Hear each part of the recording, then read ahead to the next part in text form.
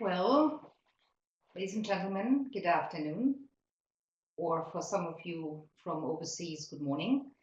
Like every last Wednesday of a month, welcome to EUA Webinar, today on performance-based funding of universities. Since the start of the financial crisis in 2008, higher education institutions across Europe are facing a very demanding and very complex financial context. As underlined by EUA's annual public funding observatory tool, the level of public investment in universities is going down in many countries. Only a few countries keep up or even increase their financial contribution to the sector, but even those who kept up so far begin to struggle recently. In addition, traditional modes of public funding have been transformed and continue to evolve. Linking public funding of universities to institutional performance is becoming more and more frequent. And as part of the DEFINE project, EUA and its partners have mapped the use of performance-based funding across Europe and analyzed the impact on university management, teaching and research, as well as the higher education system as a whole. The purpose of this webinar is to give you an overview of performance-based funding of universities in Europe based on our findings. And before I hand over to our experts on this matter, just some technical details. In a webinar, you cannot use your microphone or your webcam, but you can chat online. There will be opportunities to provide feedback and ask questions through the chat function. After our presentation, we will try to answer everything. You have also the possibility to exchange between the participants, that for networking reasons, it might be useful for you. We are really happy to answer also additional questions that you might have, in particular questions on certain countries. Also, after the webinar, we are online, we are mailing, and I will give you the mailing address later. Well, enough for the introduction. I have now the pleasure to pass on to our experts on funding. First to Thomas Estermann, who is EUA's Director of the Governance, Public Policy Development and Funding Unit, followed by Anna-Lena Claeys-Kulik, who is the Policy Analyst and Project Manager of the unit. It's up to you, Thomas. Thank you very much, and also welcome from my side to this webinar on performance-based funding of universities in Europe. As Ulrike told you, we will share this presentation. Anna-Lena will come in a little bit later, so I will just start off. And basically, before we go into the topic, explain a little bit why we started this project that Ulrike already introduced to you, part of performance-based funding. This was part of a bigger project, the DEFINE project. And I will explain to you a little bit why we started this activity. You can see on this slide some elements in there that actually are relevant for all universities in many systems. First of all, many systems face a difficult economic context. We've also been monitoring the development, for example, of public funding of universities through a public funding observatory. This is also a very interesting tool, and you will get the link to these tools after our presentation, so you can have a look at that one as well. Now, this public funding observatory shows that many systems reduced funding for higher education for universities, and that puts obviously institutions under a lot of pressure. At the same time, we've seen there's a growing competition between institutions that act on a global scale, but also between universities and other providers of higher education, and that also increases competition, and that's also the reason why certain elements of funding are developing in a certain direction. We've also seen that there are rising costs of higher education and research. There's another pressure, and of course, internationalization. Universities act on a global scale, and all of this together puts pressure on systems, and systems are thinking how they can design the funding in the best possible way. And performance-based funding is one of the elements that we've seen in the past years being discussed in almost all systems. And that's also why we've started this project, which is looking at a broader level of efficient funding strategies across Europe, and performance-based funding is one of those tools. And we've also looked, as you can see, mergers and concentration processes. If you're interested in that, we've also published a report on that. We've also looked at some specific tools like funding for excellence. This is something where there were some big schemes designed, for example, in Germany and in France. And the fourth pillar that we've looked at is institutional efficiency strategies, and this is also something that we're taking further now in a new project, the U-Stream project. So if we're interested in more the institutional perspective on efficiency strategies, this will be very interesting for you. We will also share the link later on that. Certainly we have many activities within this project. Now, you can also find more details in the report that's available on our website. We will also share the link on this one. So here you will find more details on that.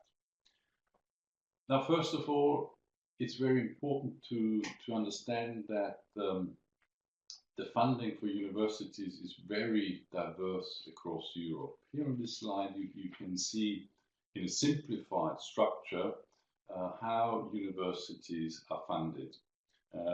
We've tried to come up with sort of a category that has three broad categories. Public funding, obviously, in this category you have many different sources of funding in there. Then you see the red color on this slide.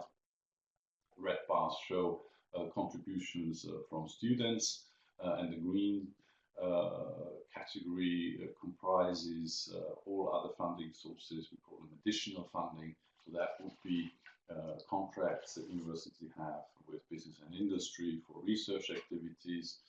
In that we also would have philanthropic funding, as well as funding that universities generate through different services. As I said, a simplified structure, so everything that's below 5% you don't see here. It also doesn't say anything about the absolute amount of funding that institutions or a system provides for universities, but it shows you the relation. And what you can see here is that, in particularly in the north of Europe and also in some of the German Länder that we've analyzed, you have a very high degree and percentage of public funding. If you compare this, for example, with systems like England, Ireland, or the Netherlands, you have a much higher proportion of the other sources, student contributions or additional funding. So that, of course, already impacts then on how universities set up the strategies. So this is an important element to bear in mind. What I would like to show you as well here is you can see the different modalities, how public funding is allocated to universities. In most systems, or almost all systems today, public funding, or the main part of public funding for universities, is allocated via block grant. And there are basically three big blocks or three types of funding, how this can be allocated. So you have either funding through funding formula, you have funding through performance contracts, or you would have funding through negotiation or historically determined allocation. So those are the three big types of how a block grant could be set up. You can already see here where we see performance-based funding is, of course, in a performance contract. That would be a type of performance-based funding, or if a funding formula is used that uses output-related criteria. We'll talk about this in a minute. You also see then other types of funding coming in addition to the block grant. So this is typically project-based funding, mostly research funding is allocated. Why this way? As I mentioned already earlier, funding for excellence. You see in some systems that there are big schemes, like the Excellence Initiative in Germany or in France, but you will also see that in other systems. And then you have very different other types of direct funding, including targeted funding, and all of that sort of builds the bulk of public funding. You can see this is very different types that are available. We've tried also to categorize the different systems that we had a closer look into these broad categories.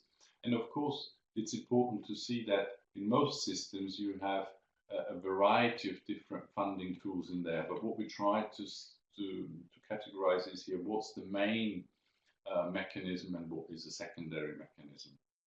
So you can see funding formula that is used by a large number of countries. You find in there different Belgian systems, you find the German lender in there, you find England in there, you find Ireland, etc. So those is quite a big group.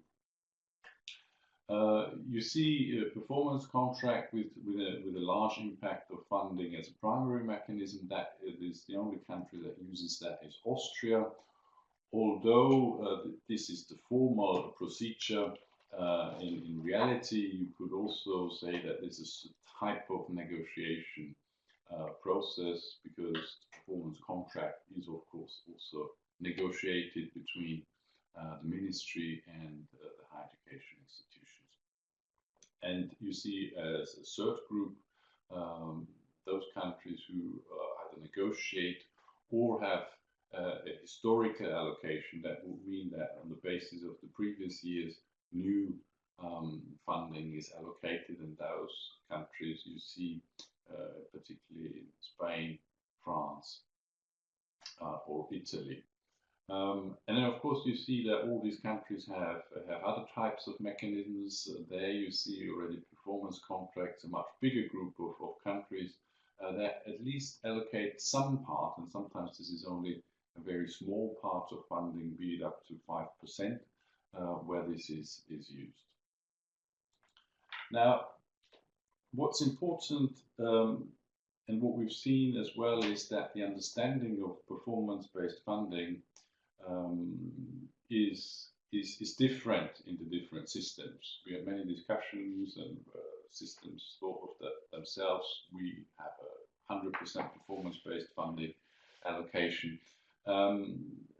That comes very often because the understanding is not 100% clear. Sometimes it's seen as soon as you have a funding formula that this would be performance-based, but as you already seen in one of the first slides, we consider performance-based funding within a funding formula only when it uses output-related indicators. For example, the number of degrees that are awarded, or the CTS points, or the number of research contracts that have been obtained. So that would be one part of the funding formula where we would consider this as performance-based funding. The second part would be performance or development contracts. Sometimes they're also called target agreements between the institutions and public authorities. In most cases, it's the ministry who negotiates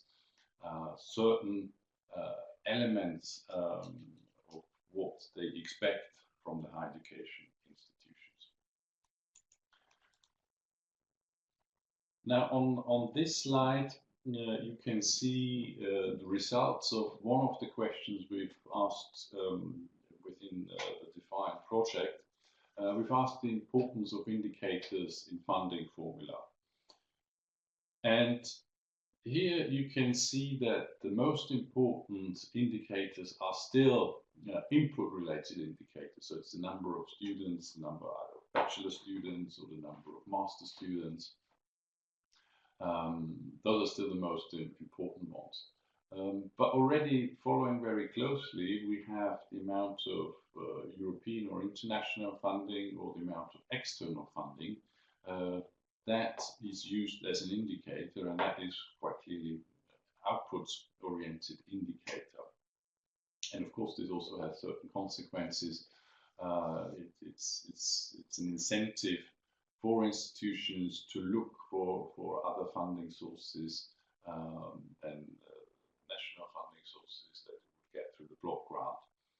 And the more they get from those sources, that also would increase then the allocation through the block grant funding. What you can also see here in some other indicators, that they reflect, or that they ideally should reflect, policy priorities.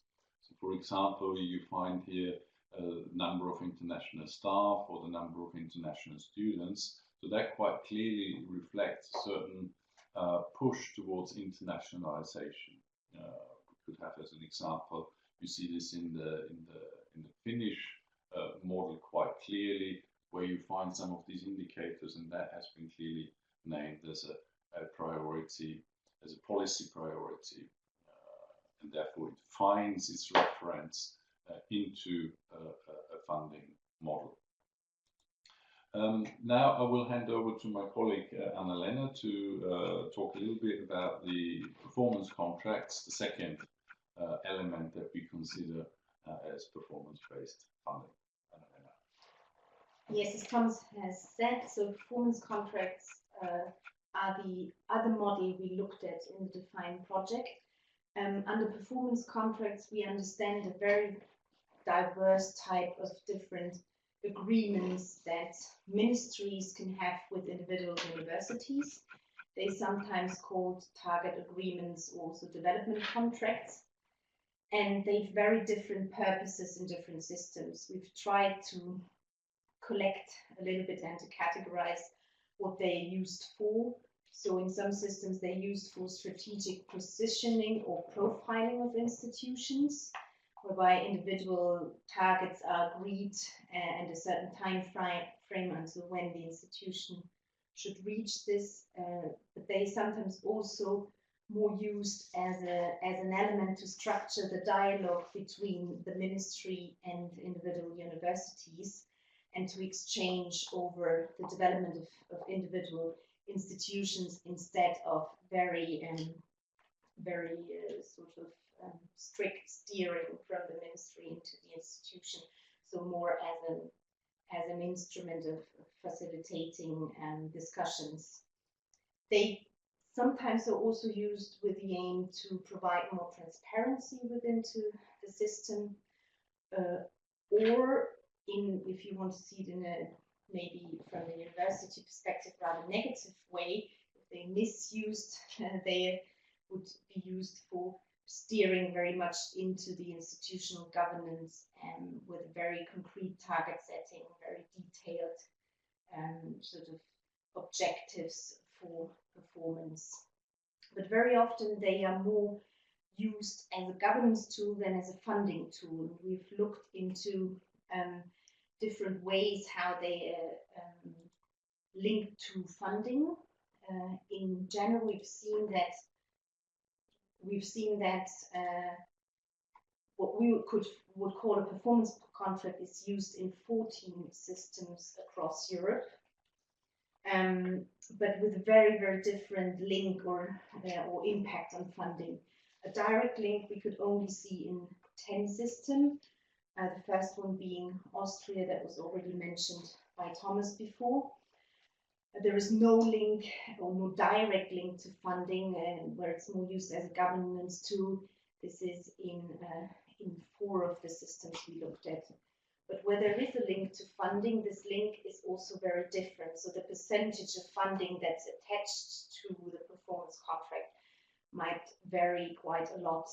We've seen that in 8 of the 10 systems where there is a direct link to funding, this link is to basic recurrent funding. So it's part, the performance contract is part of the block grant allocation. So an example would be, for instance, the Netherlands, where there since 2012, 7% of the block grant, the recurrent basic funding that comes to an institution on a yearly basis, are attached to the performance contract.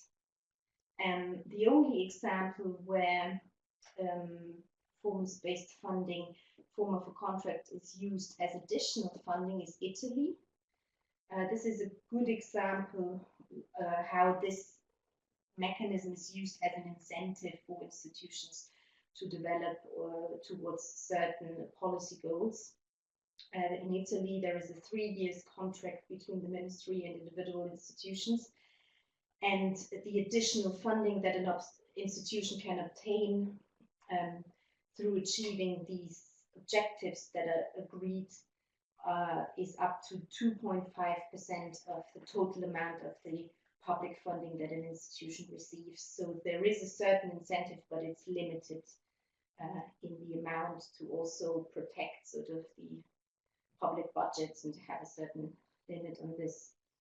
And in addition, the funding is provided to a certain extent already upfront, so that the university can invest towards achieving these targets, and after 1 year this is assessed, and the institution can obtain then additional funding. So as you can see, there are very different ways these performance contracts are used. And we now look at the next slide, and we've tried to develop an overview of different performance elements in block grant allocation mechanisms. So this overview shows a little bit like the one that Tom's presented before. What is the primary mechanism in a funding system to allocate public funding? And we could find out when we looked at the different systems that although the majority considers its own system as at least partially performance-based for teaching and partially or largely performance-based for research, the predominant model is still a primarily input-based funding formula in most of the system. What does this mean? Well, it means that the majority of public funding through a block grant is still allocated on the basis of input criteria such as student numbers, or maybe student numbers of staff, and things like this. So what is put into the system, and not so much what comes out of it, not so much the number of graduates or the student achievements in form of ECTS points.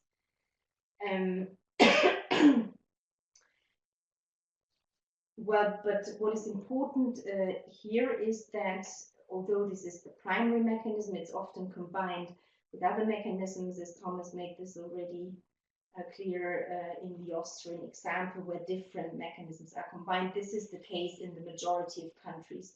There is only one example in Europe where you can say that for teaching funding, it's really very heavily performance-based, and that would be Denmark, where you have criteria for completion that measure the completion of studies of students in form of ECTS credits that are measured every year, and on this basis funding is allocated to the institution, and this a high amount of funding is based on this.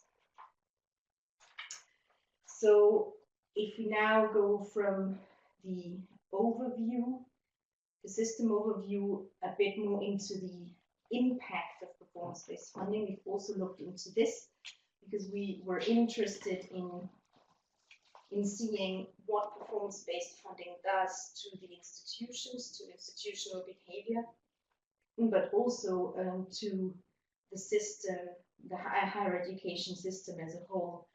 And what we could see here is that the impact of performance-based funding is contingent on a number of different factors. First of all, well, if you try to put them into a scheme or to categorize them, you could say that on the one hand, a very influential external factor is the way the higher education system is regulated as a whole. I will give examples which you can see here in the table later on. Another important element is the overall funding context, so the share of funding that's attached to performance. And then as well, the different characteristics of individual universities. So is a university rather teaching focused? Is it a comprehensive institution or rather research focused?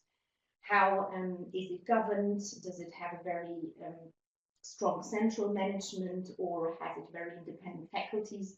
All these things and characteristics play a role if you want to measure the impact a performance-based funding system can have at institutional or also at system level. We've tried to categorize this here in this table a little bit to look on the one hand into the what does it do to the university's activities, so the teaching and research, but also what does it do, which impact does it have on institutional management. And I just want to take one example. The performance indicators with regard to teaching that are used in a variety of different systems. So this would be typically in a funding formula, an indicator measuring, for instance, the number of graduates in different cycles, so bachelor, master, doctorate, or also the graduation rate of an institution, or if you don't look only towards graduation, but rather towards the completion of studies and the student's achievement, it would measure the CTS credits, like in Denmark, for instance. And the policy goal behind the introduction of such indicators is very often that, well, you want to foster a higher attainment rate for higher education. You want to foster the increase in graduate numbers. This is an opportunity maybe also to speed up graduation. These are sort of the motivation behind this. But on the other hand, there are some unintended effects that this can have as well, because we've seen that, to illustrate sort of to what extent this depends then on the different regulations and settings in your system, is that in a system like Denmark, where this was introduced with a view to increase graduation and to foster massification, this works because universities were free to set their overall student numbers. In systems where they're not free to set overall student numbers, it wouldn't have an effect to set such an indicator on the number of graduates, because simply institutions are not so much allowed to control this indicator. The risk is as well that it can have a negative impact on quality. So if you have a large amount of funding attached to this indicator, it can actually incentivize institutions to speed up graduation, but not necessarily in the best possible way. And to foster completion in a way that doesn't sort of at the same time control for the quality of a degree. These indicators also have certain limitations. Limitations we call everything which is not sort of under control by this indicator. That means, for instance, well, if we look at the example of completion, of course, a university can do certain things to foster completion, can sort of set up student support systems, guidance and counseling systems, things like this. But completion is a complex matter, and many factors like the student support system, for instance, which is more controlled by the national or authorities, by the ministry, by public funding as well, not so much by the institution, plays a role, but also the personal situation of a student. And these are factors that are outside of the control of the university to a certain extent. So if you want to foster completion, you have to think about other means than only a performance indicator in a funding model. This leads me already directly to some of the key messages that we have developed out of our analysis. First, I will look into the key messages for policymakers and then those for universities. So, as you could see from this illustration on the effects of performance-based funding, it is very difficult to control the impact because you have to look at so many different factors that are very different in different systems. So there is not one simple answer of about what effect performance-based funding can have.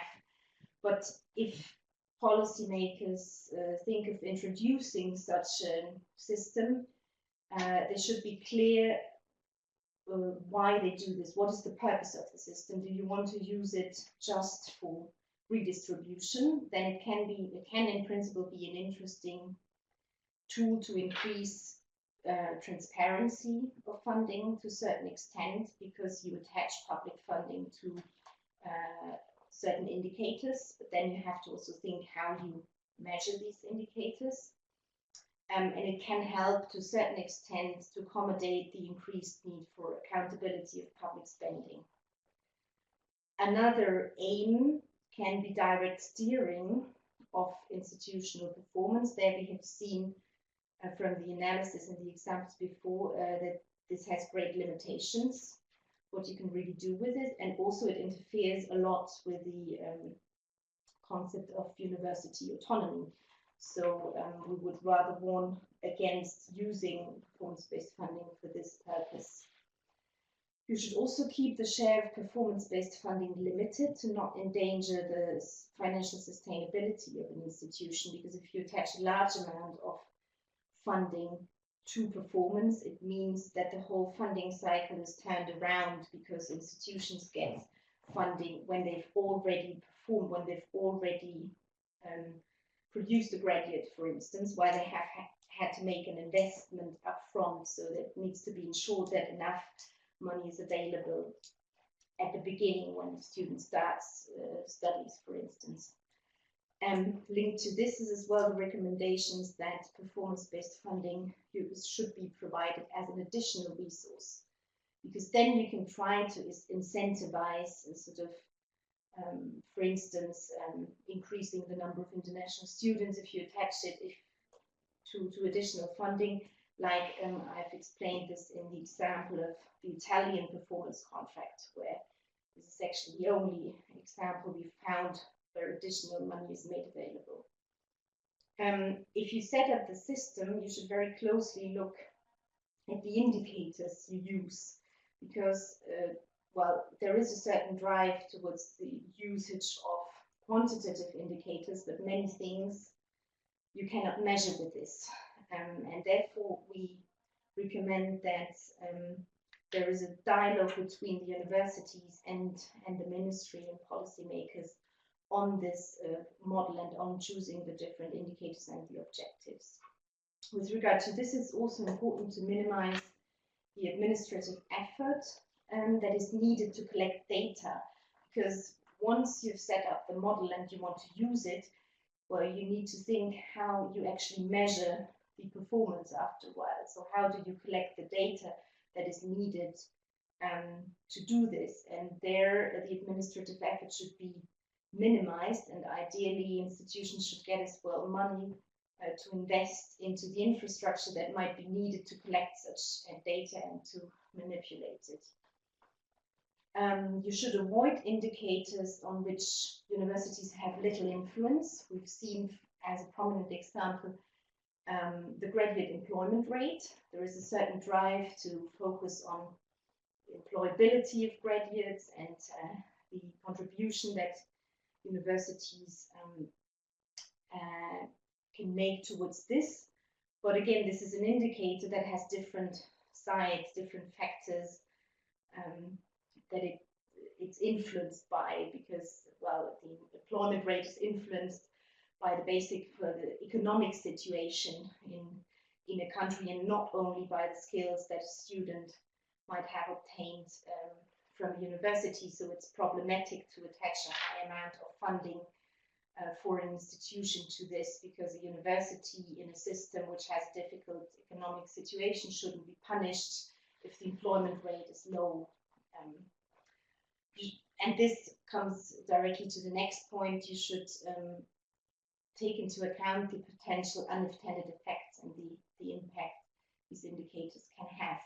So to sum it up in a nutshell, for policymakers, when you think about developing performance-based funding, this can be an interesting tool, but it's just one tool of other tools. That it's a funding tool, but there might be other things needed to change in the system, like the regulatory framework, or things linked to the increased autonomy of the institutions.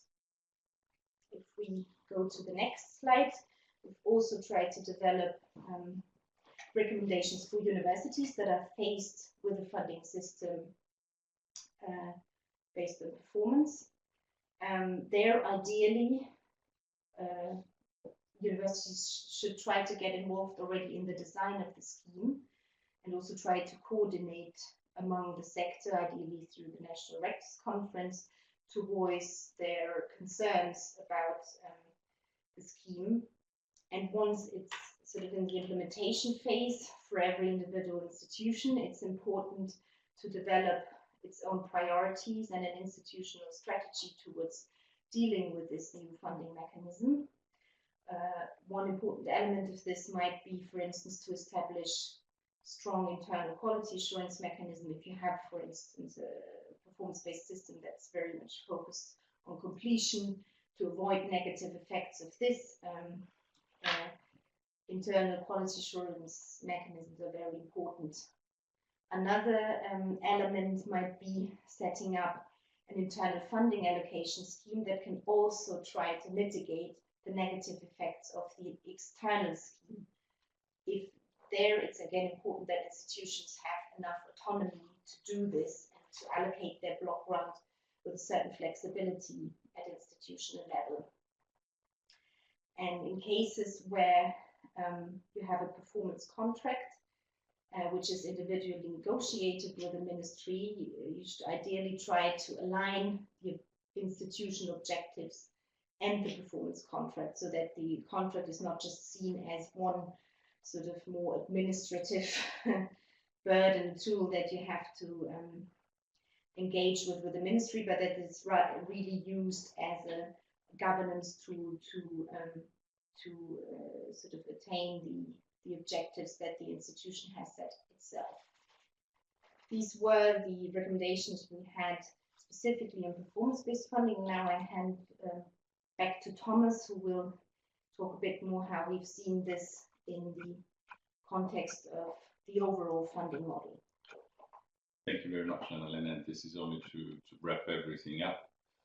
The important message that we're trying to give also within the project after its findings is that performance-based funding is only one tool of many various options that you have to design your funding systems. And to create an efficient public funding system, it requires to think about the context, to think about what it makes to have sufficient and sustainable core funding. So that is one key, and that you can design a suitable mix of funding tools. So not only one performance-based funding, as you have seen now, is one possible tool. You have a variety of different options that you can choose, but it's only one element, and you have to think about in the context how your system is set up, how the history of the system works, what you want to achieve. And after all, a funding tool is only a tool. First, you need to think about a strategic element. What do you want to achieve with it? Therefore, it's also very very important to have a holistic view of the system and have a look also what are the costs of the systems, because if you design a funding system with tools that are completely decoupled from what are the real costs, that does not work. So you need to look what are the costs of teaching, what are the costs of research, and to establish a sustainable system. What's also important, and that you've already heard also from some of the messages from Anna-Lena, is that you need to look at the impact. What is the impact of these different tools on the system, and as well as the institutional level. And as you've heard, there are possibly unintended effects, so it's important to evaluate these also over time. We've heard also transparency is very important, and also the system needs to be understandable for all actors. Particularly want to say this as a message because we have seen in a number of systems where there have been such complicated mechanisms, be it formula that are very complex, so that it's not understandable for the actors apart from the finance experts why a certain sum is allocated to an institution and how you come to it. So that should be avoided. It should be clear and understandable for everyone. Another element is that the administrative procedures should be kept to a minimum. They should be simple, and there should also be a case that it doesn't create any additional costs or major additional costs to implement a tool, because after all, and that's what we've seen as well, the steering effects are limited anyhow, so therefore there's no point in designing an overly complex systems. And last but not least, it's also important that the system, any funding system, any efficient public funding system, should enable institutions to develop their own strategies. So here the importance of autonomy is very important, because they also need to respond to changes in funding system, and that's also something that we've seen because of the flux that is really in the funding, in public funding in the last decade that we've seen in systems. It's important that any system looks at the sustainability and allows and incentivizes also institutions to develop their own strategies. So this is what I wanted to wrap up in terms of funding systems. I've already managed to mention at the beginning a couple of other activities that are coming up. Certainly relevant and interesting for those who are more interested in institutional efficiency strategies is our Ustream project, which we started at the beginning of the year. You will also see the link in the chat of this project, so you can look that up. If you're interested in that, you can participate. We will have various activities that might be interesting for you as well. The next highlight in terms of funding is our funding forum. We're going to hold it for the third time in Porto from the 6th and 7th of October, and this time it's on efficient universities, value for society. I really recommend for all of you to join us in Porto. We've just launched the registration. There you can see all the details, what we're talking about. I think we've set up really an exciting program where we'll discuss with the funding community the current hot topics on funding, and will provide potential solutions, potential strategies to implement. So we'll have the opportunity to discuss with colleagues across Europe, also with policymakers, researchers, university leaders. So this is really, I think, the highlight for the funding community this year. And at this occasion, we will also launch the update of our public funding observatory. So if you want to be the first one to hear about that, come as well to Porto. This is our tool in which we will continue to monitor the development of public funding across the European higher education systems, and you will find the latest trends. And this is really a unique tool because we managed to get the data from our collective members, the national university associations. So we do not have a backlog of 3 to 4 or 5 years. This is really the latest data that you can get on funding, and it shows you really what's happening in different systems. So those are the things I wanted to share with you. As I said at the beginning, if you're interested in getting more details, have a look at our publication, which not only looks at performance-based funding, but also at mergers, concentration measures, funding for excellence, and some efficiency measures.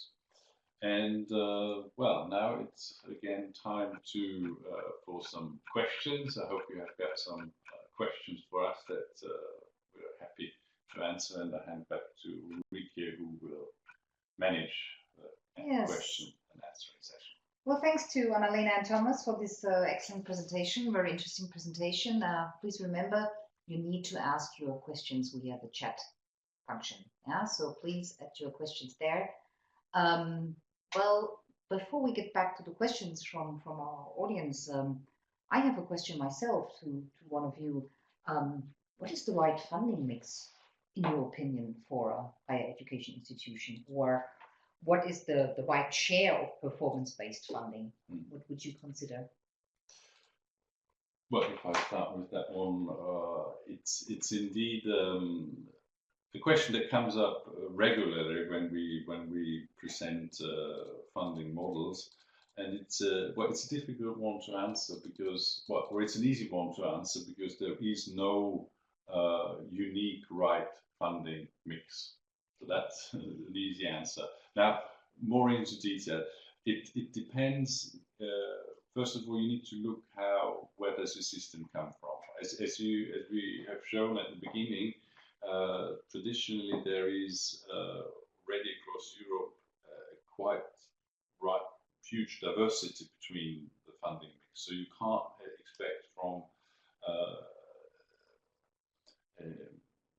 a system like in north of Europe, where you have a higher percentage of public funding, that this will be changed drastically into another direction. So it's already the starting point is very important, whether you come from the system. And then the important part is also that you think about what do you actually want to achieve with a system. Whom do you want to cater? Do you want to have a mix of institutions that cater for regional necessities? Do you want to have institutions that have a role in international competition? So all of that is important, and that will depend on how you design your system. The question, if you have a system with tuition fees, depends very much on very often on politics, but here the importance is also what kind of system do you want to develop? Do you have the right support mechanisms? So there will be no absolute right model. What we think is important is that you have a variety of different funding sources. So that's also from an institutional perspective very important, and that should also at system level, you should allow your institutions to have a diverse mix of sources, because as we have seen, there is no source that's 100% stable. There is no more. Also, public funding has changed. You can't assume that how it has been in the past is going to continue. So therefore, a mix of different sources is important. Okay, keep the balance. That's what you say. Okay. We have a question from Aveiro. Greetings from Aveiro, Portugal. Well, thanks, Miguel. Funding formulas have mostly been designed for growth, economic growth, higher education expansion, you believe. So your question is, how well do you feel they are able to cope with a budgetary crisis or stagnation environment? Very Thomas? Good, very good question. Well, I think we can share this question. Well, I'm not sure if most of the funding formula have been designed for growth. I think as we tried to explain at the beginning, quite often there is a certain pressure on a system, and it's more a lack of funding that pushes all the different actors to think about how can we get more out of the funding that we provide to our institutions. So as it already says, it's about performance, and that indicates the money that is allocated to institutions need to do, they need to perform, they need to produce something, be it students, and they also need to do it in a certain way. So that is already the reason why this is introduced. I mean, there are many different drivers for that, but I think this is one important one. And if you see that this is the case, then obviously introducing performance-based funding at the time where you have a budgetary crisis is certainly not the ideal thing. It's far away from being the ideal thing, because in many cases you need to invest in order to perform better. Let's take this indicator that we had on the achievement of external funding, or be it European funding.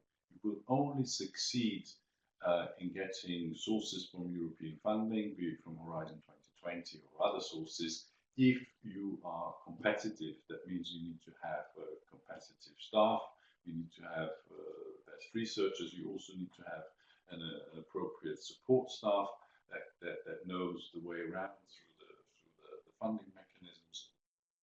You need to have an appropriate infrastructure, you need to be well connected. So all of these elements show that this is not the time of budget cuts where you will actually succeed in those output-oriented indicators. So quite the contrary, you would need to have good conditions in order to successfully use a performance-based model. Do you want to add? Yes, well, I think that's also linked to the way these funding formulas, or especially those with performance indicators, are often designed. So it makes a huge difference whether you introduce this in a system where you have a certain envelope, funding envelope available, meaning the overall amount of public funding is kept, and then you basically just ask the institutions to compete based on this formula about the money that's available.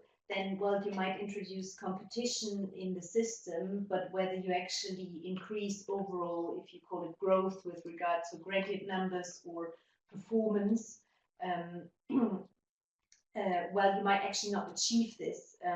Again, the Danish example is quite interesting, because when performance-based funding was introduced there for teaching, they actually had a system with an open envelope.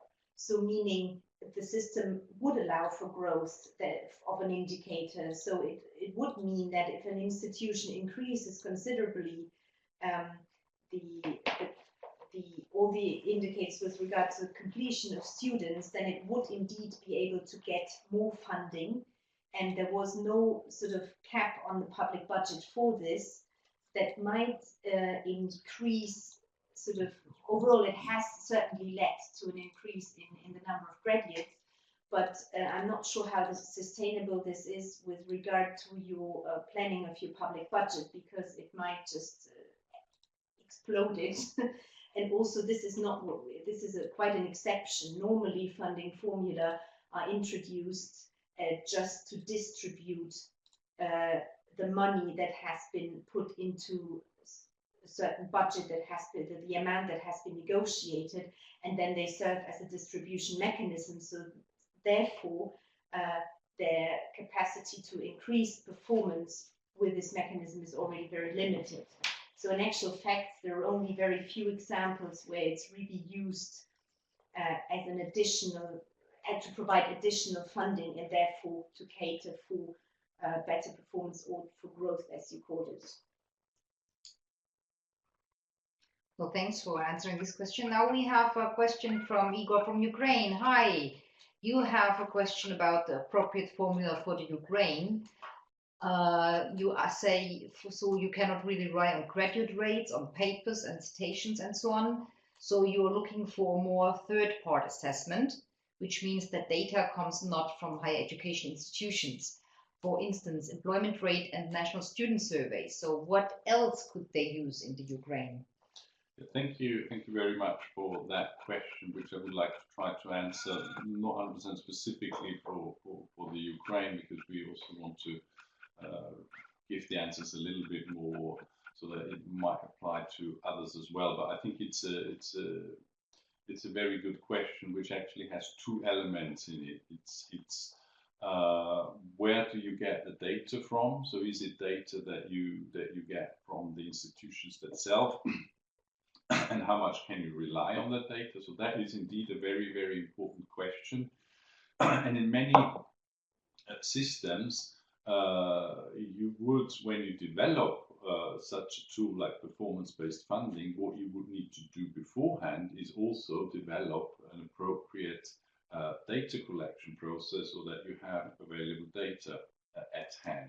Now, I don't want to indicate that you should start and develop a specific data collection process just for developing a performance-based funding system. So, I mean, what we've said as a message as well, it should not be too complex. But of course, there are certain data that are relevant to have at hand for higher education systems, also to make strategic choices. So the number of graduates that you produce, all the papers and citations, patents, etc., that you've mentioned, those would actually be data that we would consider as very important to have for any system, both from the policymaker side as well as for the institution side, to see where you are in relation within your system, but also in relation to other systems. So that is something I think is important. So very often it's not, you would need to develop this first, and only at the later stage, when you have reliable data, you could start using certain indicators that rely on those data. Using data that do not come sort of from what you mean by third-party assessment is that someone else would either give an assessment, so a national student survey. This you can use, but of course you have to be very careful with that, because that can give you some indications, but of course those are not hard data, those are very, very soft data, and they should not determine a major bulk of how the funding is allocated. Equally, employment rates, this was also mentioned by Anna-Lena.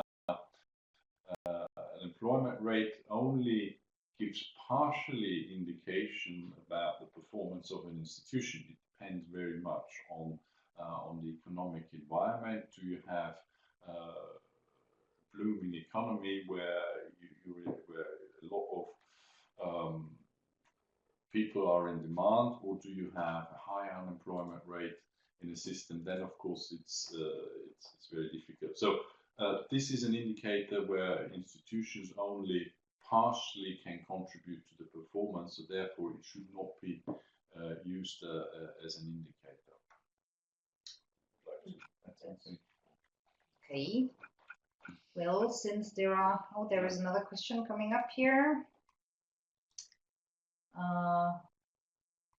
But before we answer this question, maybe I have another question for you before we have this here. When we talk about the other way around, does performance-based funding actually increase the performance of the institution or the system as such? I just want to know the other side.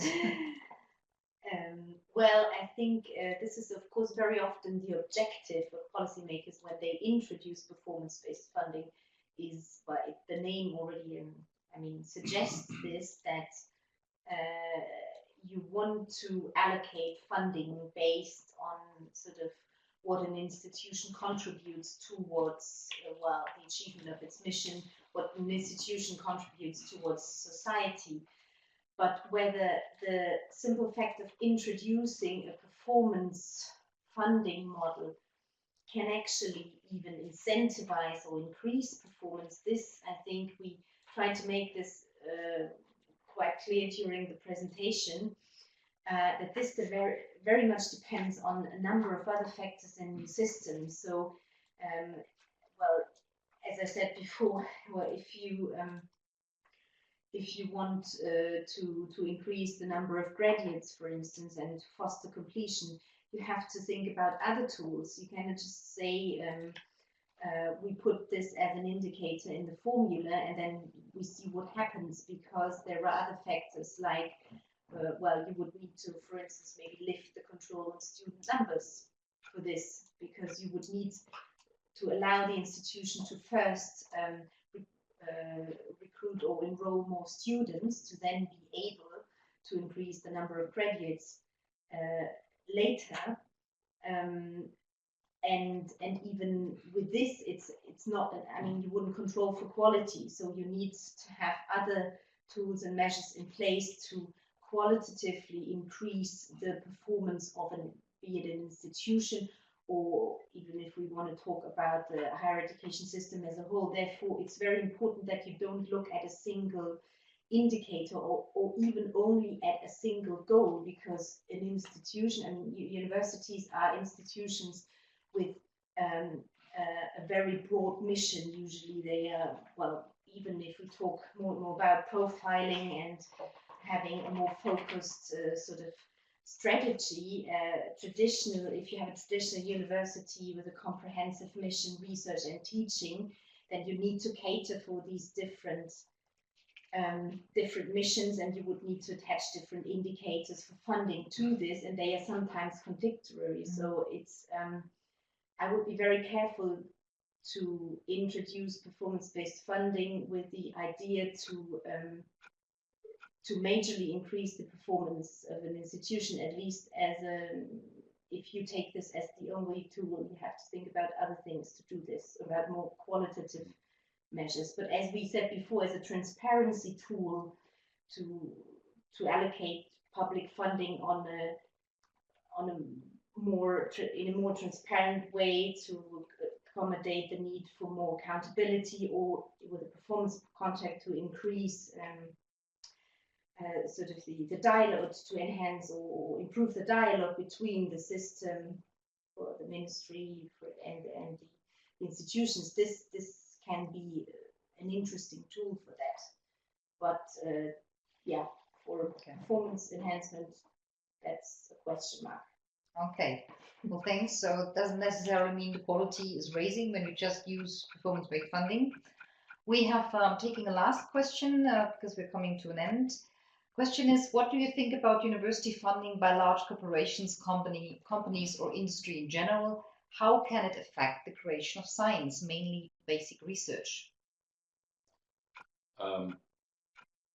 Maybe I'll take that one. And again, I think it's important to have a right funding mix, and this question goes a little bit into the direction which we often hear. How is the independence assured when universities get funding from large corporations or industry? Now, here the key again is to know, first, to have the right mix, and the second one is to know what you're doing in which area. So if you create, you have funding from industry, usually would do this within a contract, so you have very clear agreements about what are you researching and where this is going to. So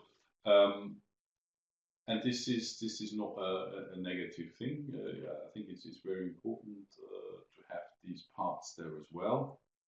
So they all need to go hand in hand. So this is both at system level, at the institutional level, you need to look at that. At system level, it means if you only have, for example, in the performance-based funding systems, only indicator that will push towards that direction, then you probably have too much of a push into this direction.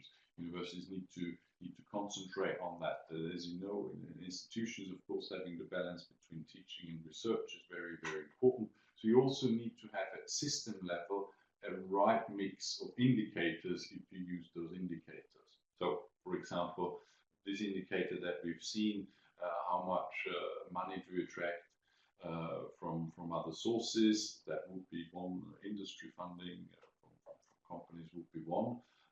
That should only be one element in a core funding mix. And equally, from the institutional perspective, there is nothing wrong with that. Quite clearly, it's an important part of your funding mix to also have funding from corporations and companies. And of course, there the aim will be the difference between what you do in terms of basic research or where you and more closer to innovation is of course different here. But of course, within the institution, you have different types of where you have the funding that funds more basic research, and then of course through contractual research you go more on another level. So everything again depends on the suitable mix. Do you want to add to that? No, what maybe just briefly, but that's just to complement this, that from an institutional perspective, I think if you engage in these type of contracts, that very much should depend on your strategy towards, well, then maybe more applied research, because, and from a system perspective, I think you shouldn't rely on funding basic research mainly through large corporations and companies at academic level, because also that wouldn't work out, because it's very often not clear whether basic research, what is the time to market, is it interesting for a company at all to invest into this. So therefore we advocate very clearly for sufficient sustainable amount of basic funding for academic research. But of course, if you then, as Thomas already said, develop this further into more innovative projects where it's very, very useful to have a university industry cooperation, because you find solutions towards more applied problems as well, and there this can be very useful, and we actually would recommend this to universities to develop a strategy towards the diversification of income streams with industry and business as well, but it's again depends on the mix. Okay. So here we are now coming to an end. As I said before, you can still send us questions via email. It's funding@eua.be, funding@eua.be. Well, that's it for today. Next webinar will be not in the summer months, but last Wednesday of September. Thanks for listening. Thanks for participating. Hope to see you soon, maybe in Porto. We've put together a nice program. The social program is nice as well. Maybe we can have a glass of port wine together. I'm personally looking forward to that. Goodbye. Me too. Bye.